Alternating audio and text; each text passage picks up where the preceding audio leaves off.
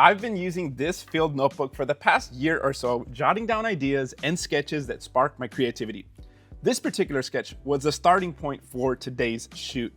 I knew I wanted to capture depth and include a log in the scene, and this simple sketch brought the whole concept to life. Let me show you how it all came together. Let's cover todo el pedo. One area I've been focusing on improving in my work is adding more depth and really developing a scene in my mind before I shoot. This particular concept began with the sketch I showed you from my field notebook, and I was really determined to bring it to life. My first step was finding the right wardrobe to match my vision, and I aimed for a goddess vibe from the start. To elevate the shot even further, I teamed up with Paula, an amazing hair and makeup artist. Now, what I love about working with hair and makeup artists is how they can help bring the vision to life. When I try to do everything myself and try to be a hero, do the wardrobe, the concept, the hair and makeup, the set design, let's be real, it can be overwhelming pretty quick. But the moment you bring in someone with real creative input, oh my gosh, everything just starts to click. As I mentioned, I knew I wanted to do a goddess type vibe, but I wasn't exactly sure how the hair should flow or the direction the makeup should take. So I gave Paola a great starting point, and I trusted her creative vision, and she took it to a whole new level. And that's what I love about collaboration. That made the final look really come together. She really brought her creativity, and building this small team can really make your concept go from good to wow. As I'm breaking down my process, I want to mention one of the platforms that's really helped me grow as a photographer, Skillshare. I recently watched the class Creative Portrait Photography Plan, Shoot, Edit Original Portraits by Sean Dalton, and it was really a great reminder on how to approach my creative process with intention. One thing that stood out was his emphasis on pushing yourself to try new ideas, even if you fail at first. That mindset is exactly what I wanted to bring into this photo shoot, experimenting, pivoting, stepping outside of my usual workflow. He also talked about emotion, the vibe your photo gives off, and the overall aesthetic, which were things I focused on when shooting the concept for this video. Another part I loved was his section on props. He mentioned tools like a sunset lamp, which got me thinking about new ways to experiment with my optical spot in a creative way. And that's what I love about Skillshare. It keeps my creativity flowing. Seeing how other photographers think and work always opens up new ideas. Skillshare has creative classes taught by amazing world-class creatives like professional illustrators, renowned graphic designers, and successful entrepreneurs. The platform is designed to help you build creativity into your life by learning directly from real, super talented, and successful creatives. The first 500 people to use my link in the description or scan the QR code will receive a 1-month free trial of Skillshare, plus 20% off their first payment. Get started today. To pull the entire set design together, I started with a beautiful backdrop from Intuition Backdrops, which really set the tone and vibe for the shoot. To tie it all together, I laid down a painter's drop cloth on the ground, which you can get from Home Depot or Lowe's, and I felt that it created that cohesive look. To make the scene feel more real, I added some wooden pieces I picked up from my parents' house. Now these props brought in texture and a natural element to the set. And finally, I positioned a fake plant in the foreground. Now the reason for this is that I wanted to add a natural element for depth in the foreground for these shots. For the lighting setup, I went with a 3-light setup. The key light was a Westcott FJ400 paired with a 53-inch silver deep umbrella positioned camera left to create a beautiful short side lighting on deboning. To avoid light spilling on the floor and causing a bright spot, I used a flag to block and reduce exposure on the floor. On the opposite side of the key light, I placed a V-flat to add a subtle fill on the unlit side of the face, balancing the overall look. For the second light, I introduced another FJ400 with a 70-degree reflector with a grid and an orange Flexi gel to mimic warm sunlight streaming in. To finalize the shot, I added a third light above my subject using a 36-inch beauty dish. Now before you wonder why is Eli using a Pro Light mod, here's the deal guys, I originally wanted to use a grid, but guess what, I didn't have one, so I had to improvise here. So I used the Pro Light mod to control the light spread from above.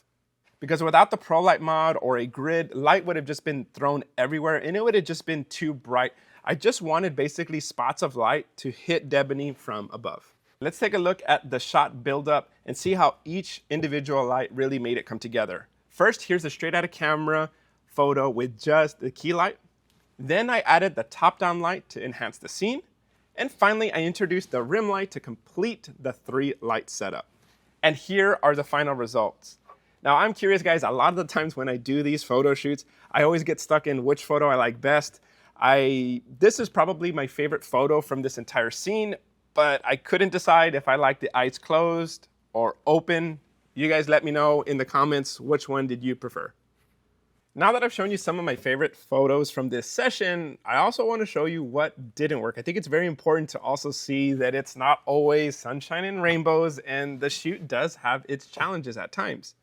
So there were a few things at the beginning of the session that I wasn't really happy with. So I want to break down and show you the process and kind of show you a little bit more behind the scenes of how I shoot and really what it takes to get the final shot. So here in Capture One, this is where I started. I started off with just one light, building up the shot. So this was the first shot I took. I didn't have a model or anybody to practice with, so I literally took this first shot. Then I started testing out the top-down light to see what this did. Now this is a good representation of what I was talking about earlier. I didn't want light falling everywhere. So it's kind of like little speckles of light landing down. I thought that looked really cool. And then adding in the two lights together. Then this one is where I then added that orange gel because I wanted it to feel a little bit almost like sunlight coming through. But here, if you look, you'll see it's a little bit too bright. So those are the things I'm looking for. Another detail you'll notice that I'm always looking for is the catch lights in the eyes, and I'm not getting them. So that's another issue as I'm shooting this. And then you'll see I tell Debony, hey, can you look into the key light there so I can get some catch light? So that's what we get there. Now, another little detail that's important here I'm just testing out my lighting, but one little detail is here we only see one part of the leg. It almost looks like she doesn't have her other leg. So one of the important things when you have like a dress is to show off the other foot or the leg or so show some type of structure so that we can see both. So that's what you'll see here. We started bringing that in.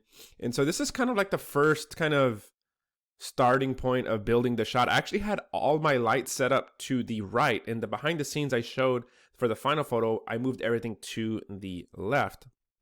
So a lot of the times when I'm shooting these, it takes me about 20 to 30 minutes to kind of get warmed up with the model, kind of figure out, okay, how do I want to go with the posing? So some of these photos look pretty cool. If I could shoot this again, I probably would bring these foreground elements a little bit closer to the camera because I feel like right now they're too separated. It doesn't look too bad, but I would like it a little bit closer if I had the chance to shoot this again. So this is where I started. Not too bad, right? So details I'm looking for is, once again, trying to get those catch lights in the eyes, making sure that my little sunlight is not too bright. And this is kind of the behind the scenes on where I started. Here's that little flag that we talked about earlier so that I can kind of control a little bit of the light down here because it is white and beige. It's going to probably stand out a little bit too much. Here you'll see that there's too much light hitting the dress. Now that's something I can fix in post, but this is where I would probably move my flag a little bit more so that it doesn't get too much light there. And so here we go. Here I feel like there's just too many shadows right now. This is where I would have liked to bring in a V-flat to fill in some of this light. So the arm, in my opinion, is too dark. This is okay, but this is much better, right? So sometimes the face position matters here. So if we look here before and then boom, after, this looks really good. Some of these photos, I still need to come back and probably edit some of these. So here's just the key light again. If you're just curious what they look like, key light, then the top-down light, and this is what we had. So here you'll see that I didn't have a V-flat to start. It wasn't until as I started shooting, getting warmed up, I started noticing some of these details. So we're going to continue here. Now what I started doing is I started including the log as a part of the post instead of having it as a separate element. So started experimenting here. Here I do like that I am bringing in the foreground element, but once again, I wish I would have had something else here, or I would have combined both of these to make it look like a bigger plant, because right now it looks like, okay, it's just one little thing popping out. So, those are things that if I ever did this again, would kind of tweak a little bit. So then here, this is where now I move my lighting. So one of the key things that I wanted to do and my goals during this shoot is I wanted to do something called short side lighting, which means we get the shadow side of the face facing towards the camera. So far, this is what I'm liking this so far. So once again, I shifted the light. We also changed what she was sitting on. Originally, she was sitting on the log or one of the logs, but it was hard to balance. So I said, okay, well, let's just use one of the wooden crates or apple boxes that we have. That way it's a little bit easier for her to sit. So this is, I'm starting to like this light position better, moving everything to the left. We got the plants here. I tried some smoke and really didn't see much of an effect. So I decided to just, it's not worth all the hassle. So here's some more pictures. This I'm liking now. I'm zooming in, getting a 3/4 shot. We're still here with the full body. And you'll see now I brought in the V flat. We have the little plants here. And I had these little small stands, by the way, with some clamps holding them. But this was my first time trying something like this, doing the foreground element. I do have a new concept. Well, it's been in the works for like 2 years, which I'm going to be working on hopefully soon. Super excited for that one. But basically, I'm going to use this kind of technique again, but you have to stay tuned for that. So yeah, so here we go. We'll do this again. I hope you guys are finding this valuable. Seeing like all the other photos that I don't post, I think it's important to see that process. So yeah, so just going here, zooming in. The lens I love using, if you're curious on the camera lens, I love the Canon R5 with the 24-105. Now, one thing that we did a little bit different is that she had the dress on and then we had it off the shoulders. And I thought this looked really beautiful. It just started to show a little bit more skin. And it just looks so beautiful within this scene. And this is when I started loving the pictures. I started mixing it up. It's like, okay, eyes closed, open the mouth, look towards me. And this is when I was like, OMG, I think we nailed some of these shots here. So this was really cool. Here's the final behind the scenes here, right? So once again, the V flat, the orange gel, and then the little flag there. And then after I got the sitting ones, I was like, okay, you know what? Let's try to get you standing up, just because I already nailed down the sitting pose and I wanted to get a mixture of shots. So I got some standing ones, and man, I'm telling you guys, I'm looking at these photos and I'm like, oh my gosh, I need to come back and edit some of these. And then we even got some on the floor and so forth. If I could do this shoot again, it would be really cool if I brought sand. But I know my friend Roland would probably be pissed because I'd probably make a mess.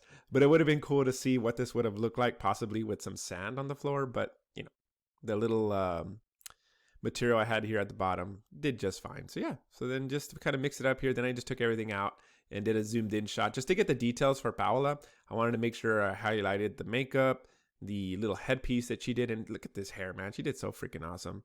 Paola's so awesome to work with. But yeah, so that's the kind of the process that I did to get to the final results, and kind of just showing you how I go about and getting a mixture of shots that leads up to that final shot that you guys saw. If you like this video and want to see more behind the scenes breakdowns and editing tutorials, check out the videos I'm leaving for you next. Thank you guys for watching, and I'll see you on the next one.